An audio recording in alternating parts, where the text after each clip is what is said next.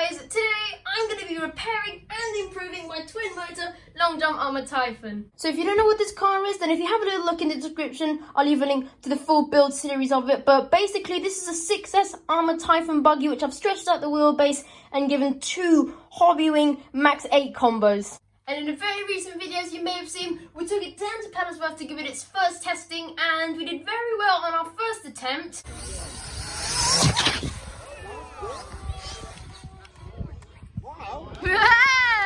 However, on our last attempt, it didn't go very well. Oh no! Oh no! That's it for today, yeah? That's game over.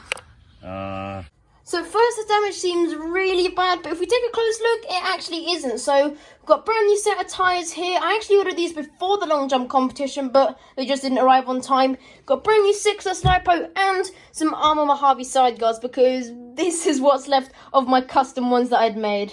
So we're also going to be making a few little improvements to the car, one of them being a computer radio system, another being these GPM spools to lock up the front and rear diffs. And then finally, as you can see, I've gone ahead and flipped round my motor mounts because lots of you guys said at Paddelsworth and in the comment section that having these nuts on the bottom of the chassis was going to increase my drag by quite a lot. So what I've done is I've jobbed some new holes, put countersunk screws in there, so now it fits lovely and flush with the bottom of the chassis, and I've got the nuts on the top side of the motor mount. So when I first planned on building this car, my original plan was to use the Mojave side guards, as you will have seen, but where I had my twin motor mount, the motors were stuck out further out either side, so this battery here was either too close to the servo so they wouldn't move, or it was too close to the pinion gear. So that's where I came up with the design of the side skirts that went along the side there. But as you saw, they didn't work. But now we've got our motors mounted in direct drive, we can take advantage of all this extra space here. Now we have space for one battery on this side and one battery on this side here. And as you can see, we've still got full clearance of our servo, even on full lock in both directions, and all our motors and ESCs. And then if you have a little look down here, we've got just enough room up front to mount our receiver box. It's going to be a tight squeeze, but if we secure this down properly, then we should be good. So the car's going to look something like this when it's finished, so a very neat layout. So without further ado, let's begin. So as for actually mounting the batteries, once again, I'm going to be using this heavy-duty 7-kilo stick-on Velcro. A lot of you guys said that I should probably use straps because the Velcro would fly off. But if you actually have a look at when this car crashed, yes, the side guard snapped off, but the battery stayed stuck on. And when I got back, it was quite a struggle to try and get these off. So I'm happy with using Velcro. If they fly off, then we can always get some straps. So we've got a strip of Velcro down here to support the bottom of the battery and some strips on the side to support the sides of the battery.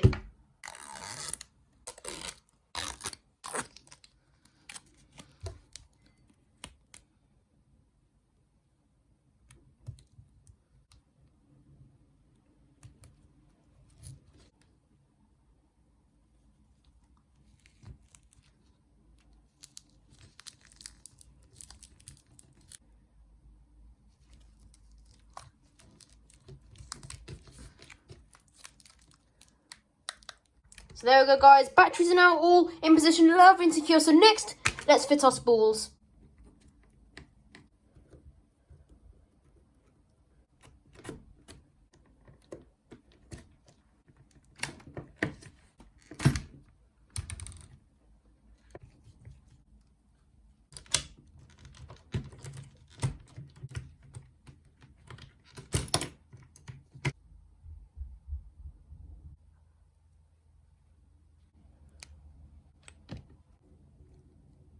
So here we have one of our GPM spools or diff lockers, whatever you want to call it. So if you want to get one of these, then if you have a little look in the description, there'll be a link to where you can get it from. And here is the part number. Right, I haven't done this before, so excuse me if I get it wrong, but I'm pretty sure ring gear, well, yes, it's going to go on here.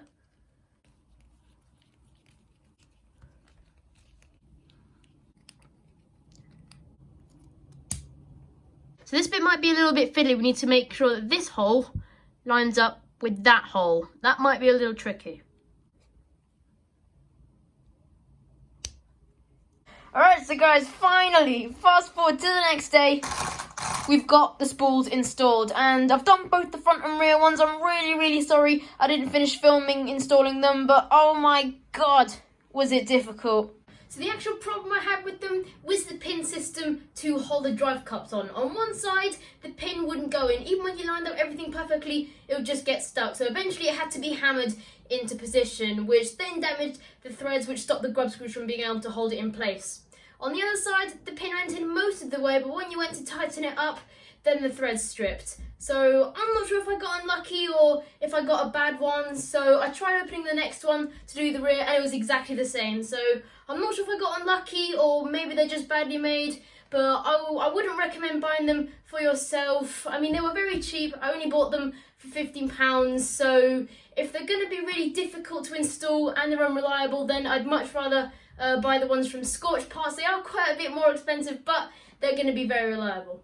But anyway, the point is that the front and rear diffs are now locked up. So fingers crossed they hold up. If they do fail at the competition, then we have got the original diffs here. So next what we're going to do is install this new radio system. So this is a Radiolink radio system, which is going to be replacing the Dumbo RC1 that I'm using at the moment for this car. And don't get me wrong, this is an amazing radio system. It's got a huge 500 meter range, a 6-channel receiver with a built-in gyro, an insanely fast response. But just sometimes the trims can just be that slightest bit off, which can actually really change how this car handles and how easy it is to drive. So the Radiolink one is a computer radio system, which means that everything is just going to be that extra bit precise, which will really help keep this car in a straight line as we're building it up towards the ramp. We still get all the lovely features such as the really long range and ultra fast response time as the Dumbo one, so we're not losing anything. But we also get lots of different model memories. We get lots of other nice features, including throttle exponential, which is one of the reasons why I chose this system. And what that will do is just help us be able to gradually feed in the power, so this car will be able to build up the speed without just spinning its wheels and spinning off. There we go. As you can see, we've got the nice 400 meter range like the Dumbo one. So without further ado, guys, let's get this thing unboxed.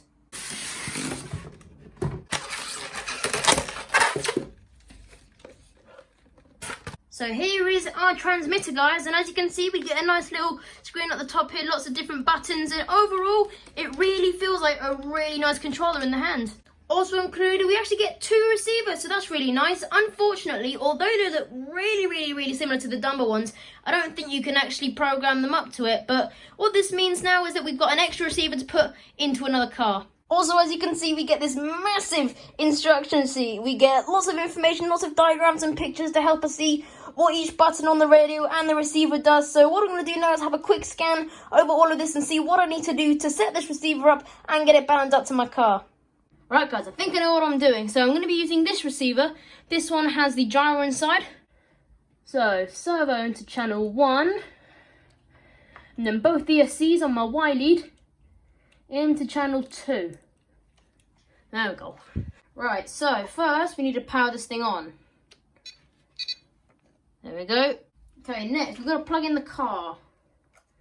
So as you can see, guys, I actually haven't put in a new switch because the switch works perfectly fine. It's just the little jelly bit that goes on top's missing, and we can just poke it on with a screwdriver.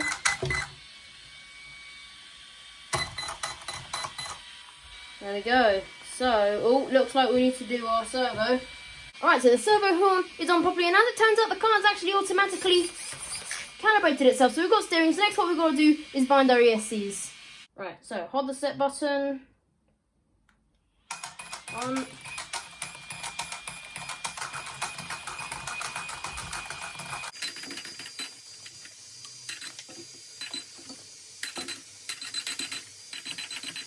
There we go, should be all bound up.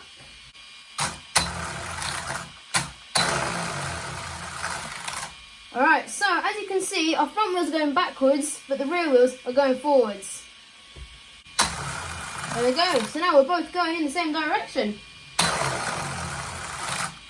Alright, so guys, now we're all bound up, we can get all this spaghetti and wiring into the receiver box. So here we go, guys, the final product. This car is now finished and ready for the next paddelsworth long jump competition.